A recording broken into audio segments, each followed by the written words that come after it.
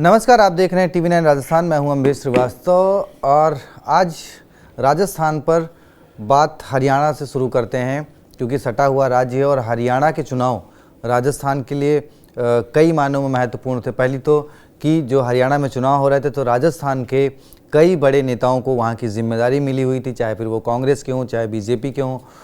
और जिस तरीके से हरियाणा में बीजेपी ने जीत दर्ज करी, अब उसके बाद और कांग्रेस को जिस तरीके से हार का सामना करना पड़ा, कहाँ 2 दिन तक एग्जिट पोल जब आने शुरू हुए थे, एग्जिट पोल से लेकर और जब एग्जैक्ट पोल आए, इसके बीच में एक चर्चा थी कि भाई हरियाणा में कांग्रेस की सरकार आ रही है, कांग्रेस की लहर हो गई है और आने वाले चुनाव में, उपचुनाव में क्या होगा, महाराष्ट्र के चुनाव में क्या होगा, इस तरीके की चर्चा होने लगी थी। लेकिन जब आज एग्जैक्ट पोल आए तो मामला राजस्थान में गड़बड़ा गया है, क्योंकि राजस्थान में 7 सीटों पर उपचुनाव हैं और इन नतीजों के जरिए, हरियाणा के नतीजों के बाद राजस्थान में जो इंडिया गठबंधन के सहयोगी थे, जो लोकसभा चुनाव में साथ में लड़े थे, अब उन्होंने कहा जाए एक तरीके से आंखें दिखानी जो है वो शुरू कर दी हैं कांग्रेस को। देखिए, हनुमान बेनीवाल लगातार इस बात को कह रहे थे कि वो जो उपचुनाव हो रहे हैं वहाँ पर गठबंधन करेंगे या नहीं करेंगे, अभी क्लियर नहीं है। लेकिन उन्होंने कई बार कहा कि भाई वो अगर गठबंधन से कांग्रेस करती है तो उन्हें दौसा की सीट चाहिए, उन्हें उनियारा की सीट चाहिए। वहीं राजकुमार राउत, उन्होंने कहा भाई अगर हम 2 सीटों पर तो लड़ेंगे ही लड़ेंगे चुनाव, बाकी उन्होंने तीसरी सीट का ऐलान नहीं किया। तो अब क्या जो हरियाणा का जनादेश है, तो क्या कांग्रेस राजस्थान, जो राजस्थान की कांग्रेस है, उसके लिए क्या बड़ा संदेश है? उसके देखिए इर्द गिर्द 5 नेता हैं, जिसमें 3 कांग्रेस के और 2 उनके गठबंधन के, यानी इंडिया गठबंधन के। तो इस पूरे लब्बो लुभाव जो इसका है वो ये है कि भाई क्या राजस्थान में उपचुनाव को लेकर गठबंधन होगा, क्या कुछ इम्पैक्ट पड़ेगा? और जिस तरीके से हनुमान बेनीवाल ने सोशल मीडिया एक्स के ज़रिए आज निशाना साध दिया उन्होंने कांग्रेस पर, वो भी एक बड़ा सवाल है। उधर राजकुमार राउत लगातार निशाने पर रखी रहे हैं। तो कई सारे सवाल हैं, उनके जवाब जानेंगे अपने executive producer Pushkar Chauhan sir से। उससे पहले एक नज़र ज़रा फटाफट सवालों पर डाल लेते हैं। तो पहला सवाल कि भाई बीजेपी की चुनावी रणनीति से कैसे पार पाएगी कांग्रेस? देखिए, जिस तरीके से हरियाणा में बीजेपी ने पूरा माहौल सेट किया, कहा था कि 10 साल की सरकार है, सरकार के खिलाफ थोड़ी सी माहौल बन गया है, तो अब जो है कांग्रेस निकाल लेगी सीट हरियाणा, लेकिन ऐसा कुछ हो नहीं पाया। ऐसा ही कुछ अब देखिए दूसरा सवाल भी है कि भाई 7 सीटों के उपचुनाव में कार्यकर्ताओं को कैसे बूस्ट करेगी कांग्रेस? ये दूसरा सवाल है। फटाफट अगला सवाल, तीसरे सवाल पे चलते हैं कि भाई क्या राउत और बेनीवाल अब कांग्रेस पर बनाएंगे दबाव कि भाई वो जो सीटों की मांग कर रहे हैं क्या वो सीटें और बढ़ाएंगे? क्योंकि 7 सीटें हैं, जिसमें 4 कांग्रेस के पास हैं, 1 बीएपी की है, 1 बीजेपी की, 1 आरएलपी की है। तो अब क्या हनुमान बेनीवाल पहले ही कह चुके हैं उन्हें दौसा और उनियारा की सीट चाहिए, क्या राजकुमार राउत भी कोई और सीट के लिए उनसे जाएंगे उनके पास, या फिर यहाँ पर जो है अब कांग्रेस अकेले चुनाव लड़ेगी? वो अकेले चुनाव लड़ने में कांग्रेस को क्या नुकसान है वो भी समझेंगे सर से। और आखिरी सवाल कि भाई हरियाणा की हार से क्या राजस्थान कांग्रेस लेगी सबक? ये बड़ा सवाल है। इसका पीछे की वजह क्या है वो अपने executive producer Pushkar Chauhan sir से समझेंगे, क्योंकि ये बहुत अंदर की बात है, बहुत गहरी बात है। सर, आखिरी सवाल से शुरू करेंगे या शुरू के सवाल से शुरू करेंगे? जैसे आप शुरू कर लीजिए। आज की जीत का श्रेय आपने देखा कि किस तरीके से राजस्थान बीजेपी में अभी शाम को जलेबियां बनाई मुख्यमंत्री ने, और वो तंज था कांग्रेस के ऊपर। जी सर। और उसके अलावा किस तरह से 2 मंत्रियों ने सीधे सीधे जीत का खुईसर साफ बोले कि सपने में नहीं सोचा था कि हरियाणा में सरकार बनाएंगे। जो ये जादुई छड़ी अमित शाह और मोदी नाम की है, उसकी ताकत मिल जाए तो क्या बात है। सुमित गोदारा ने कहा कि मंत्री खाद्य की सचिवालय में थे, बोले कि मज़ा आ जाता है जब आप ऐसे इंजन के डिब्बे हो कि मतलब हारी हुई बाजी को जीत के दिखा दे। आप देखिए चाहे जितनी इन फाइटिंग रही हो, जी, सुमित गोदारा ने साफ कहा कि हमारे यहाँ से सतीश पूनिया गए थे, जिता के लाए। आज वो ट्रेंड भी हो रहे हैं सर। हाँ, तो वो भले ही बिस्तर पे पड़े हैं, उनको थोड़ा सा प्रॉब्लम वही स्लिप डिस्क वाली हो गई थी, तो वो बिस्तर पे हैं, लेकिन वो लगातार ट्रेंडिंग में है। आप चुनाव प्रभारी हैं तो जीत के रणनीतिकारों में सबसे पहले वही गिने जाएंगे। सतीश पूनिया ने बड़ा काम करके दिखाया है। हालांकि चर्चा जो हम लोग कर रहे हैं कि कहाँ चूक गई, तो कांग्रेस वहीं चूक गई जब वो जीत रही होती है, या कहें कि वो सबसे पुरानी पंचतंत्र की कहानी है कि कछुआ तेज भाग रहा था, खरगोश तेज भाग रहा था और कछुआ भी अपनी पूरी ताकत लगाए हुए था। बोला हम तो जीत ही जाएंगे, हमें क्या करना है, और वो कहा आराम कर लेते हैं। वो घमंड, यहाँ पे वो रेस की बात नहीं, वो कांग्रेस का घमंड। किसी से क्या बात करनी है, आप हनुमान बेनीवाल का ट्वीट उठाए, एक्सपोस्ट पे देखिए क्या लिखा है। जी सर, उन्होंने कहा एक गंभीरता सोचे, जब आप इंडिया गठबंधन से मिलकर लड़े लोकसभा में, आपने देखा कि कैसे आपने मोदी को रोक लिया और आपको वहाँ लगा ही नहीं। और उन्होंने लिखा कोट अनकोट करके कि एक परिवार को ज़्यादा ही घमंड आ गया था, मतलब हुड्डा परिवार को। वो भी जाट नेता हैं, वो भी जाट नेता हैं, तो वो समझ रहे हैं कि कहाँ करना है। आज उन्होंने खैर ये पत्ते तो नहीं खोले कि अभी वो बीजेपी के साथ जाना पसंद करेंगे कि नहीं करेंगे, या उपचुनाव में अपना गठबंधन में बना रहेंगे।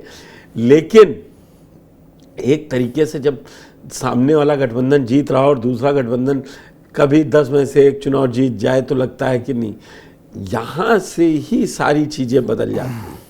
अब देखिए जो ये तस्वीरें आ रही हैं, आप स्क्रीन पे देख रहे हैं कि कैसे जेपी नड्डा कार्यकर्ताओं से प्रदेश कार्यालय पे मिल रहे हैं, वहाँ पहुँचे हैं।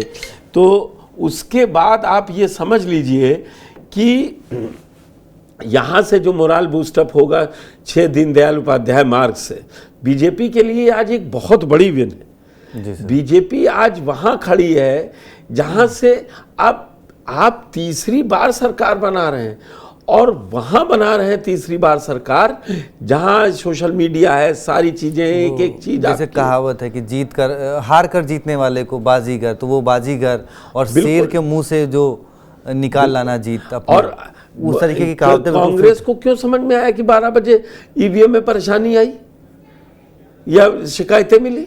सो रहे थे क्या आप? जी।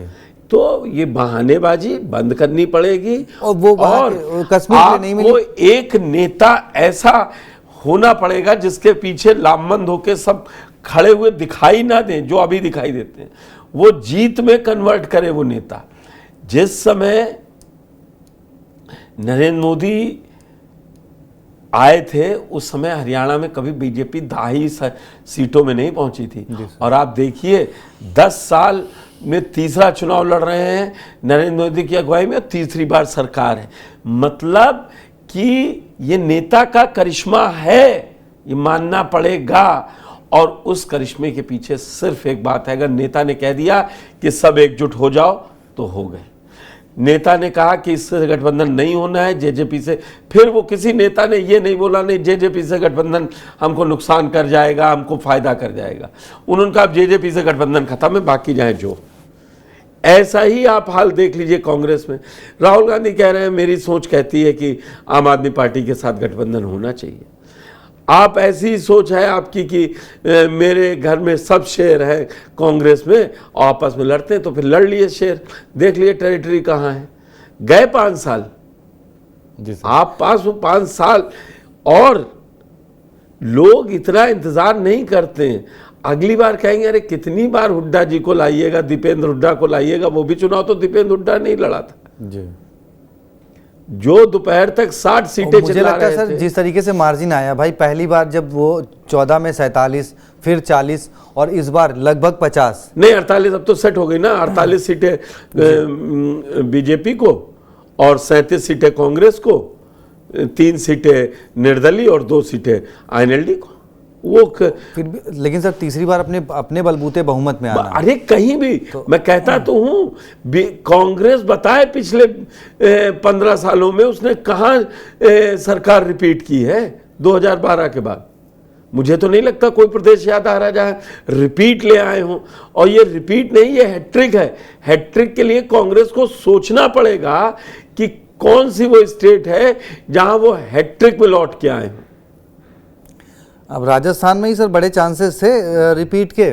अरे रिपीट छोड़िए, वहां हैट्रिक बन गया, और वो भी वो जो उन्होंने नया स्टेट उठाया और उसमें जीत के गए। और अगर आप पत्रकारिता के तौर पर अगर बात करें तो ये सब सीख है कि आपकी विचारधारा कुछ हो सकती है, आप कहीं भी सोच सकते हैं, किसी की नीतियां खराब हो सकती हैं, उस पर लोकतंत्र में बोलने का अधिकार है। लेकिन आज समय वो नहीं है। आज समय मोदी के नेतृत्व में बीजेपी को मिली तीसरी हरियाणा में प्रचंड बहुमत की जीत की बात चर्चा है। ये वो दौर, अरे इसमें तो एंटी इनकम्बेंसी थी ना। जी सर। तो मुझे लगता है एंटी इनकम्बेंसी जो 19 वाली तो निपटा ले गए 40 में, यहाँ तो 48 आ गई, 8 सीटें बढ़ गई। अब कांग्रेस अगर उसको देखे, कांग्रेस अगर देखे तो कांग्रेस कह देगी हम भी 31 से 38 पहुंच गए। आप 38 पहुंचने के लिए नहीं लड़ रहे थे, आप 46 पहुंचने के लिए लड़ रहे थे। आने के लिए लड़ रहे थे। खैर सर, अब अगर इसको हम राजस्थान पे ले आते हैं, हाँ। तो जैसे आपने बात करी वो राहुल गांधी का जिक्र किया, तो मैं राहुल गांधी, क्योंकि आज वो सोशल मीडिया पे एक तस्वीर को लेकर ज़्यादा चर्चा रही जब से कांग्रेस अब वो हुई कि जब उन्होंने कुमारी शैलजा और भूपेंद्र सिंह हुड्डा का हाथ मिलवाया, वो वाली तस्वीर जब अभी मैंने अभी वही चर्चा की, वही तो मिलाते हुए उन्होंने कहा। लेकिन अब उसको लेके कि जहां आप 7 सेकंड के उस वीडियो में देखिए, जैसे ही मिलवाते हैं फिर वो हाथ अलग अलग हो जाते हैं। मैं वही राजस्थान में लेके आना चाहता हूं कि 2023 विधानसभा चुनाव से पहले उन्होंने सचिन पायलट और अशोक गहलोत का हाथ मिलवाया, और क्या हुआ, नतीजे उसके बाद क्या रहे। आप कांग्रेस प्रवक्ताओं की भाषा देखिए, वो पूरे हरियाणा और जम्मू कश्मीर चुनाव, हाँ हमारे यहाँ गुटबाजी है, हम तो गुटबाजी हैं, हमारी महत्वाकांक्षाएं हैं, किसकी नहीं होती हैं, लीजिए अब करिए गुटबाजी।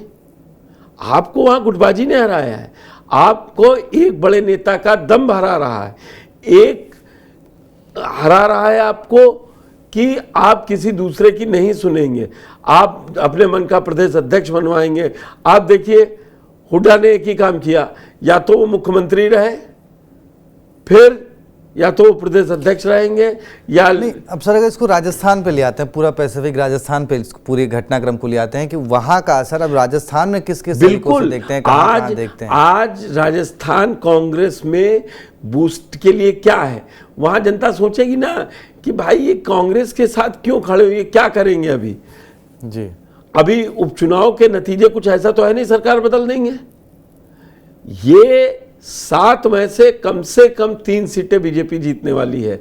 आज के नतीजों को, अगर इसी नतीजों को और इसी मोमेंटम के साथ गए, मैं ये नहीं कह रहा हूं कि सुपड़ा साफ कर देगा, ये इतिहास बदलेगा हरियाणा का। जो आप कहते हैं कि वहां कभी उपचुनाव बीजेपी नहीं जीतती, चाहे सत्ता में रही हो या सत्ता से बाहर हो, लेकिन इस बार देखिएगा इतिहास बदलेगा। नहीं तो अब सर जैसे अब वो हनुमान बेनीवाल, राजकुमार राउत क्योंकि गठबंधन में थे, वो उसमें लोकसभा में रहे, देखिए उसके बाद आप 2 बातें समझिए। बार्गेन वहां होता है जिसके पास कुछ हो। कांग्रेस के पास देने के लिए क्या है? कल को बीजेपी कह देगी आइए आप दोनों लोग इधर और आप जाइए चुनाव लड़िए, क्योंकि बीजेपी के पास अगर खोने के लिए तो कुछ है नहीं, उनके पास अपनी इकलौती एक सलम्बर है। अगर वो राजकुमार राउत को ले आएंगे और हनुमान बेनीवाल को ले आते हैं, हनुमान बेनीवाल दौसा और उनियारा मांग रहे हैं, वो दे देगी, ठीक है आप वहां लड़ लो। नहीं देगी, आप केंद्र में हैं, आप सांसद हैं, आपको बहुत चीजें मिलेगी। हम कहते हैं एक सीट नहीं, सिर्फ आप लोग अपनी अपनी 84 और अपनी सीट संभालिए सर। लेकिन होगा क्या? जिसके हाथ में पावर होती है उसके पास देने के लिए बहुत कुछ होता है, बहुत कुछ है।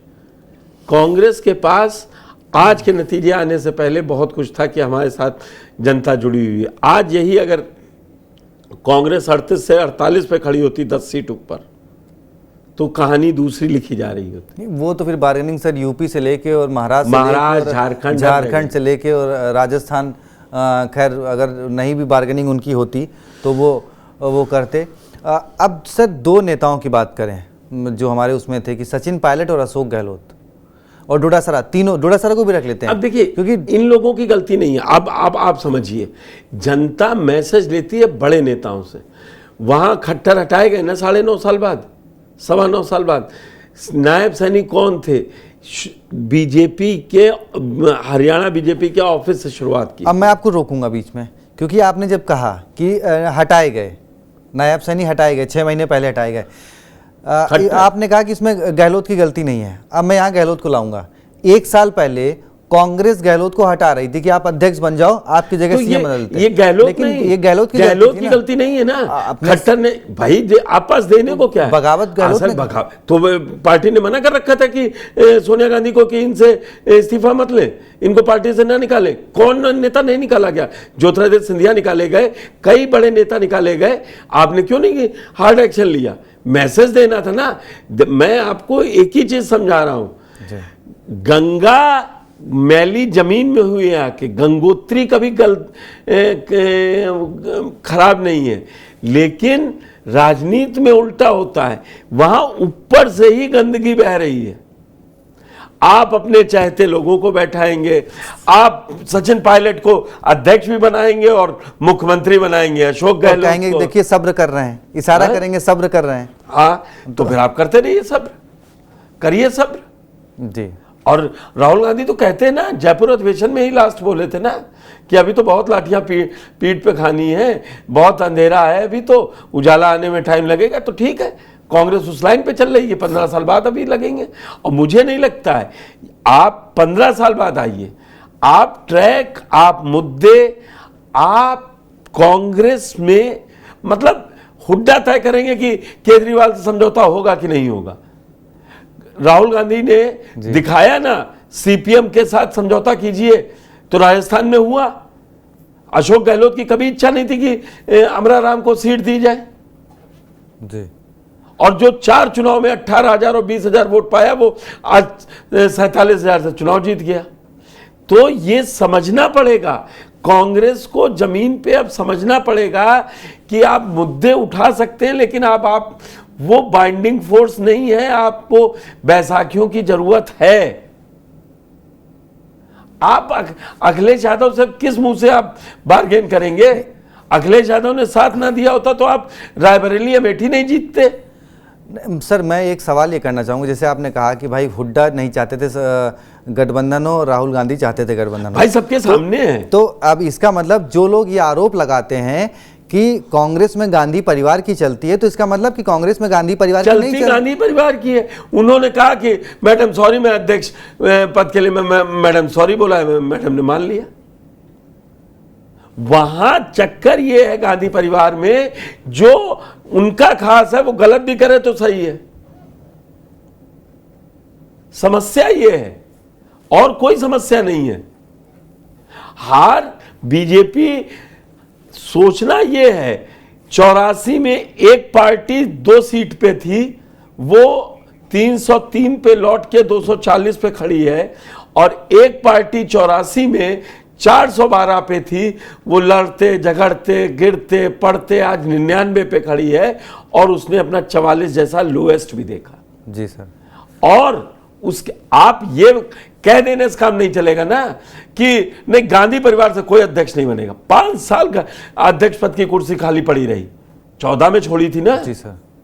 19 से 23 तक अब चुनाव होंगे, यहाँ आएंगे वो आएंगे, कोरोना हो गया, कार्यकारी अध्यक्ष सोनिया गांधी बने हैं। आपने अच्छा, मैंने दलित मल्लिकार्जुन खड़गे को अध्यक्ष बना दिया। फैसले कौन लेते हैं? मल्लिकार्जुन खड़गे भी। जी राहुल जी हमें आशा दिखा रहे हैं, जी राहुल जी हमको दिखा रहे हैं। तो फिर जब राहुल जी दिखा रहे हैं तो आप जी क्या कर रहे हैं? बिल्कुल सही बात है। क्या हिम्मत पड़ी कि राजस्थान में विधायक दल की बैठक में विधायक ना पहुंचे और उसके बाद भी आप कहें कि ठीक है, देख लिया जाएगा। वही तो सचिन पायलट के मन में कहीं ना कहीं इल्म था कि भाई जब मैंने बगावत नहीं, सचिन पायलट का मन नहीं माना जाएगा ना। जब आपने बगावत की तो आप 18 दिन लेके कम से कम वहां तो वो आए नहीं ना। पायलट ने जब किया तो पायलट को तो हटा दिया ना, अध्यक्ष पद से हटा दिया, उप मुख्यमंत्री से हटा दिया। गहलोत ने बगावत करी तो कोई एक्शन नहीं हुआ, तो मंत्रियों ने बगावत करी कोई एक्शन नहीं हुआ। भाई वो तो लेके गए थे ना, उसमें सीपी जोशी फंस जाते जो स्पीकर थे तत्कालीन, उनके तो इस्तीफे पड़े थे, वो क्यों नहीं एक्सेप्ट किए? बीजेपी ने मुद्दा भी उठाया था, बकायदा कोर्ट तक मामला गया। यही समस्या है। लगी कि सत्ता चली गई आपकी। अशोक गहलोत का ये चुनाव सबसे बढ़िया चुनाव में से था, विपक्ष में रहते हुए 2023 जब सत्ता से लड़े और विपक्ष में पहुंचे तो ये सबसे बेस्ट नंबर के साथ 98 के बाद था कि 70 सीटें जीत आई जी। तो इसका मतलब लोगों में गुस्सा भी था कांग्रेस बीजेपी के प्रति, लेकिन आप क्या इनफाइटिंग इतनी है कि सचिन वैभव गहलोत के चुनाव में नहीं जाएंगे, कि वो अनिल चोपड़ा के में नहीं आएंगे, या आएंगे तो बता देंगे कि देखिए मैं तो आया हूं।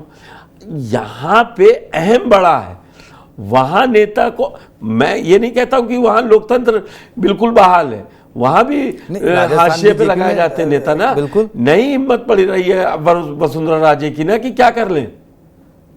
देख हुआ था शुरुआत में उन्होंने करी थी डिनर पॉलिटिक्स, लेकिन वो डिनर तक ही सीमित रह सफाई देनी पड़ी कि मेरे तो बच्चे बीमार हैं, बहू बीमार है, मैं तो उनके पास हूं, मैं थोड़ी ना लोग मुझसे मिलने बात करने आ रहे। तो चलिए सर, खैर अगला चुनाव जो उपचुनाव है 1 हफ्ते के अंदर, जिसकी तारीखें आ जाएंगी, कांग्रेस के लिए बहुत वेकअप कॉल का समय है। एक मोमेंटम बना था जून में, उसको बड़ा झटका लगा है। हम ये नहीं कह रहे हैं, बीजेपी के लिए महाराष्ट्र बहुत बड़ा बूस्टर मिला है हरियाणा के जीत के हिसाब से। बिल्कुल सर। तो चलिए देखिए, हरियाणा फतेह कर लिया है बीजेपी ने, और शायद 12 अक्टूबर को उनके मुख्यमंत्री का पद की शपथ लेंगे शायद नायब सैनी जी, ऐसी चर्चाएं चल रही हैं। अब इसका क्योंकि पड़ोसी राज्य राजस्थान है, वहाँ पर 7 सीटों के लिए उपचुनाव होने हैं। बीजेपी के खाते की फ़िलहाल 1 सीट है और उसे 6 सीटों पर फतह करना है। लेकिन जिस तरीके से कांग्रेस के साथ हरियाणा में डैमेज हुआ, उसका असर क्या राजस्थान में दिखेगा? हनुमान बेनीवाल ने निशाना साधना शुरू कर दिया है, कांग्रेस को आईना दिखाना शुरू कर दिया है। वो फिलहाल इंडिया गठबंधन के तहत सांसद हैं, उसी के भागीदार हैं, लेकिन अब राजस्थान की राजनीति में क्या होगा, उपचुनाव में कितना गठबंधन कामयाब होगा, ये देखना बहुत दिलचस्प होगा। बाकी अब हरियाणा से सटा हुआ राजस्थान है और राजस्थान से सटा हुआ महाराष्ट्र है, जहाँ पर भी शायद अगले 1-2 महीनों में चुनाव का ऐलान हो जाएगा। एक साथ ही होगा उपचुनाव और महाराष्ट्र के चुनाव। तो देखते हैं क्या कुछ समीकरण बैठने वाला। बाकी राजस्थान में जो राजस्थान कांग्रेस में जो Gehlot versus pilot versus Dotasra versus वाली जो सियासत पिछले 7-8 साल से चली आ रही है, 7 साल से, तो उस पे उसकी जनक ही कांग्रेस की गंगोत्री है जी। क्यों प्रदेश अध्यक्ष जब वो स्टॉप वॉच लगा कर डेज गिना कर जिता रहे थे तभी बता दिया होता आप नहीं अध्यक्ष, आप नहीं मुख्यमंत्री बनेंगे। सचिन पायलट साफा की सौगंध खा ली थी उन्होंने, 4 साल साफा नहीं बांधा, 5 साल। तो खैर बहुत सारी खबरें हैं, बहुत सारे इनसाइड स्टोरीज हैं। हरियाणा चुनाव का इम्पैक्ट राजस्थान पर क्या है, वो चाहे कांग्रेस के नेता हों चाहे बीजेपी के नेता हों, सतीश पुनिया, राजेंद्र सिंह राठौर और इधर गोविंद सिंह डोटासरा, बहुत सारी खबरें हैं। तो रोज़ाना आपको नई नई जानकारियाँ मिलेंगी। बने रहिए TV9 राजस्थान के साथ, अभी बहुत सारी एक्सक्लूसिव जानकारियाँ आपको देनी बाकी हैं। तो बाकी चैनल को सब्सक्राइब कर लीजिए और जुड़ने के लिए बहुत बहुत शुक्रिया, धन्यवाद।